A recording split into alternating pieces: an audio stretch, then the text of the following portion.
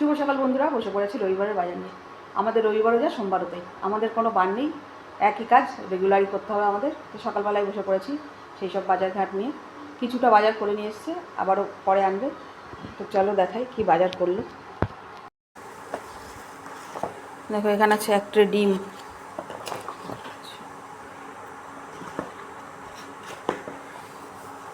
আছে একটা এঁচড়,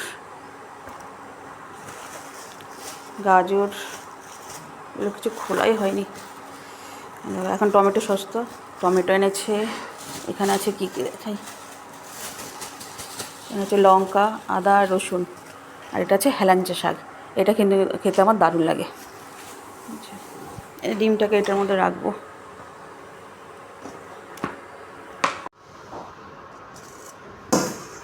দেখো বন্ধুরা, আজকে প্রথমবার এসছে পাট শাক। পাট শাকটা আমি বেছেও নিয়েছি। আর এখানে এই যে চিকেন এনেছে।